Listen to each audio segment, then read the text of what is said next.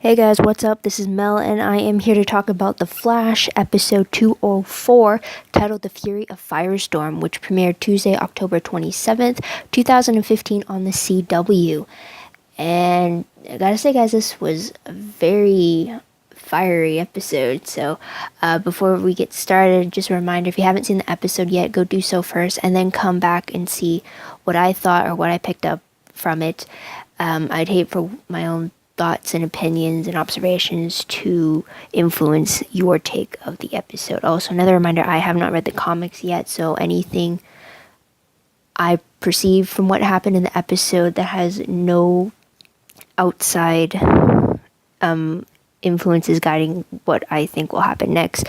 This is based solely on what I see on the TV show, unless specified later on, but never read the comics before. So with that said, let me just start my 10-minute clock and let's get started. So what is something new that we learned in the episode? Quite a few things, actually. First thing we learned is that, it's on a side note, but we learned the real reason why Francine's in town and wants to see Iris, and basically it's because she was recently diagnosed with McGregor's, I think it was, and she's maybe has a year left, and in that year she wants to get to know the daughter she abandoned.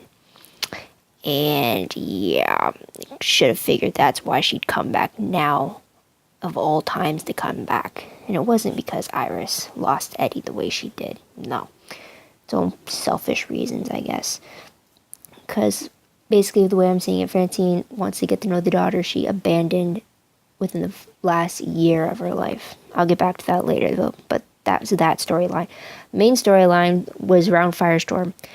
And in this episode we got to learn more about the matrix that was around Professor Stein and Ronnie, and how the fact that the professor hasn't merged with anyone since Ronnie's death is bringing his body to unstable levels, which is why his dire need to merge with someone like Ronnie is very important. So the team rushes to find, someone to take Ronnie's place. And with that, we get Jefferson Jackson, who later turns out to be the other half of the Firestorm. So there's that.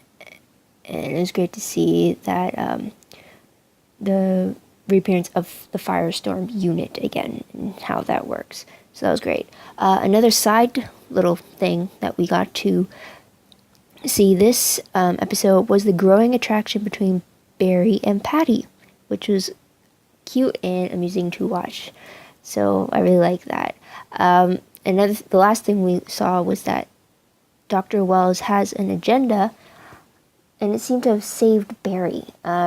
We first see Dr. Wells in the shadows of Star Labs. It's still, I don't get how no one has noticed him there if they put these security measures up. But anyways, there's that. And then we see him breaking into Mercury Labs to grab something. And then we learn that the thing that he took ended up helping Barry when the shark man metahuman attacked him. So those are the only moments we see Dr. Wells, but it seems that they're connected to help Barry. So hopefully we'll find out more about why that is later. So what is the most shocking moment of this episode? It has to be that Iris discovered that Francine had a son 8 months after she left Central City, which means that when she left, she was pregnant, which has Iris wondering whether her father is the father of her half-brother, or who she thinks is her half-brother. I'm pretty sure it's a 90% chance that Joe is the father of Francine's son. Otherwise, Francine was cheating on Joe, and then when she found out she was pregnant, that's what kind of provoked her to leave, instead of having Joe figure out that she had cheated on him. So that's one of two ways.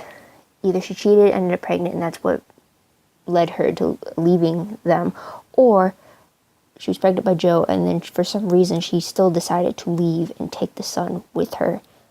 So there's that. So the shocking thing is that apparently, no matter what, Iris has a maternal brother out there. Half if Joe's not the father, full brother if Joe is the father. And Iris finds this out when she basically checks to see whether Francine's story behind the McGregors is true or not, because Iris wouldn't put it past Francine to lie to get her to want to spend time with her. So that was a big shocker. Definitely wasn't expecting that. But it does, I really like that Iris did use her journalism background, I guess you could say, to look more into it and not take Francine's word on it. Because essentially she is a stranger. Yeah, she is the woman who gave birth to her, but for all intents and purposes, this woman is a stranger to Iris. So I'm glad that Iris checked into what was being told to her. Okay, so moving on, top 3 favorite moments. First one has to be Jax's acceptance of being a hero and helping people, especially when he decided to merge with Professor Stein. And then when he went to help take down Henry, the other candidate, to being Ronnie 2.0, I guess you can say. But I really like the moment when the merger was successful. Just seeing it come together and see that his acceptance to be this hero, when before he proved that he showed that he did not want to be a hero. He never asked to be a hero. It was great. It was great to see him reach that point. Second favorite moment has to be Barry gushing over Patty to Joe.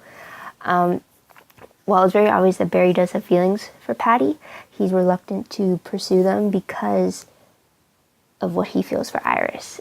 But Joe made a great point that while Iris is his first love, whether was requited first love or not, first loves they're never replicated, I guess you can say. You can fall in love many times, but you'll never fall in love like you did with your first love, which is what Joe was trying to say.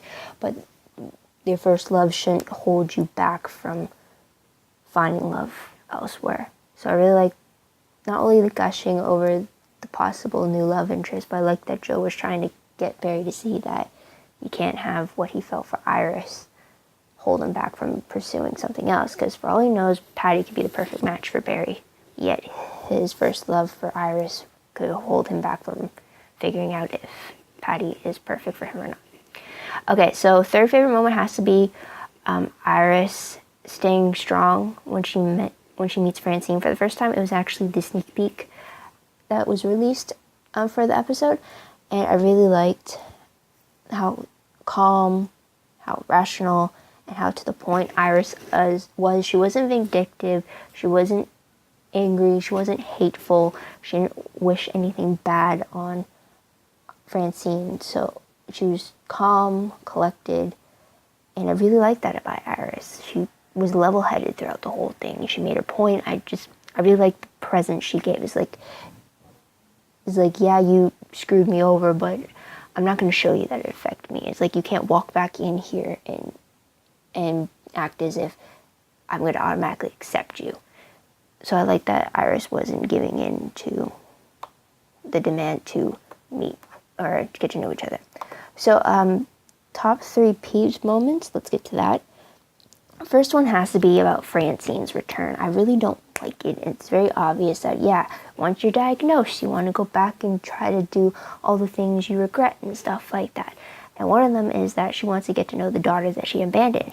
Yeah, for Francine, that's not a bad thing, because she only has maybe a year left. What she got to lose, the only thing she can gain is getting to know the daughter she left behind, getting to know the woman she grew up to be without her influencing her in any way. But for Iris, that's not going to do her any good of meeting Francine. I mean, Iris is better off thinking that Francine was dead if in a year from now that's going to be the case. For Francine coming back, if Iris gets to know her, then she's going to build I guess it's insensitive to say, but for Iris, getting to know Francine and getting to know her mother only to lose her to McGregor's in a year is only going to be more painful to Iris. So it's like for 20 plus years, she believed her mother was already dead. And maybe a week now, she found out that she's actually alive and that she abandoned her. So for Iris, for her best interest, I don't see why she has to get to know Francine when she's just essentially going to lose her and increase the pain that that's going to bring. but I don't think Francine is going to leave anytime soon, especially after what Iris discovered about the supposed brother she has out there. So it's just, I get Francine coming in brings in the drama, but I hope Iris doesn't cave to it at all. I hope she stays strong and stays away from Francine. But I did like that Iris was also protective of her father against Francine too, so at least there was that. Okay, second thing that really irritated me was the display of Henry's power. Henry was the second candidate to the Firestorm Matrix. The only reason why this bugged me was because when Henry attacked Jax and Caitlin at the auto shop, or when he attacked the football stadium, we see that Henry drew power from the electricity around him. But I don't understand how that works when his element is fire. I mean, the way that it showed Henry getting his power, it really reminded me. There's my timer. There you go. It really reminded me of Doctor Doom from Fantastic Four. Yet with that demonstration, it made sense because Doctor Doom's power was through electricity. So I guess I don't get how Henry's control over fire works like it was shown to make it look like he had control over electricity, if that makes sense. Maybe I'm overthinking it. Maybe it's because of the Fantastic Four movie that has me mixing up the two power concepts, but I don't know. But that only irritated me because of the fact that I didn't understand the logistics behind it. Third thing was that while Ronnie was mentioned a lot throughout the episode, it was sad that he wasn't present at all. Maybe for the photo at the very end when Caitlin was changing the Firestorm file, but I get why he's not there because he's dead, but I'm still sad that Ronnie's dead.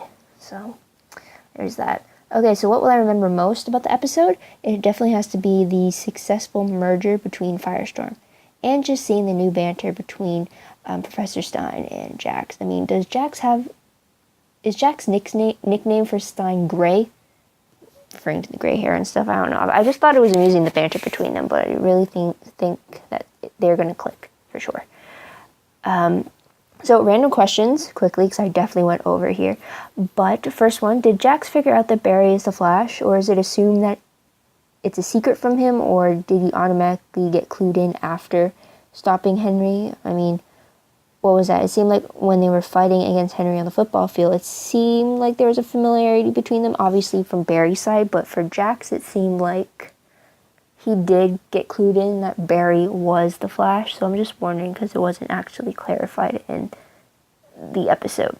Second question, Dr. Wells saving Barry at the end. Since that happened, does that mean that this Wells is the good Wells and not possibly Earth 2 Eobard Thong possessing Dr. Wells? It's like, I don't know, the whole multiple Earth time travel thing, it still confuses me. But I'm interested to see how they clarify that still. But it's definitely a question of whether he's good or bad. Because with the Dr. Wells from last season, we thought he was good, turned out he was bad, so still a big question mark. Third question, I wonder if Dr. Wells of Earth 2 knows Jay Garrick. Maybe they work together, maybe they're aware of each other, maybe they haven't met at all. So hopefully we get to see both of them interact in the next episode. Last question, is it possible that Wally West could be this new brother that Iris learned about? I mean, I know the comics say that Wally West is meant to be Iris's nephew, which I did look up on Wikipedia. But what if this is how they differ the show from the comics? By having the Wally West of the TV show as Iris's brother that she just found out about.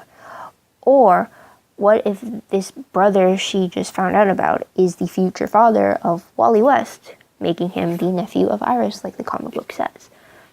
I mean, they did say at Comic-Con that we'd see Wally West this season, but they never announced who would play him or just how we would see him. So I'm just wondering if that's a possibility, since immediately when we learned that Iris has a brother out there, I immediately thought, Wally West. I mean, how can you not? The last name kind of is a giveaway. or makes you immediately think that. So there's that. Okay, predictions quickly.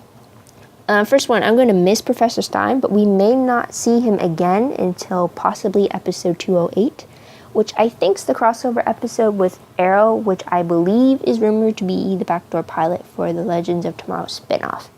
Could be wrong. I hope we see him sooner, but if we don't, I think that's when we might see him and Jax again. And second prediction, if Dr. Wells of Earth 2 is finally going to say why he's on Earth 1, I think he's going to do that in the next episode. And I believe so far that he's the original Dr. Wells. Time traveling multiple Earths could get very confusing, but I think this is the Dr. Wells of Earth 2, obviously, but I think this could be a variation of what the Dr. Wells would have been like on Earth 1 if Eobard Kathong hadn't intervened. Next prediction, Zoom has got to make an appearance soon. So far, we only saw his metahuman minions coming after Barry, and he's basically orchestrating that from the shadows, but we've got to see who Zoom is at one point. It can't just be that Earth 2 flashback we saw in episode 2. Next prediction, Iris' newly found brother. There's got to be more said about that. Maybe we'll meet him sooner rather than later, but I think that might be a secret that Iris keeps from Joe for a bit just to protect him, but I think Joe would have to find out whether he could be a father to a little boy out there or not. I guess he's not a little boy, but then again, how old was Iris when her mother left? I don't know. I can't remember if they said or not. And lastly, Cisco tells his friends about his vibe visions. Hopefully that happens really soon, but Professor Stein did give advice to Cisco before he left in this episode that he should embrace it and tell his friends and not keep them in the dark. So there's that. So that's it. That's all I have to say about episode 204. What did you guys think? What were your own predictions about it? Whether they're comic book influence or just off of what you see happening in the TV show itself. Love to hear about it in the comments below. Also, don't forget to like this video if you just like the format of it, like that, what I have to say, but yeah, just like it, and if you don't like it, just don't click anything. Simple as that. Subscribe to my channel if you haven't done so already. Share this video with your other Flash fans that you know of, and let's just get this fan base growing and just keep talking about this.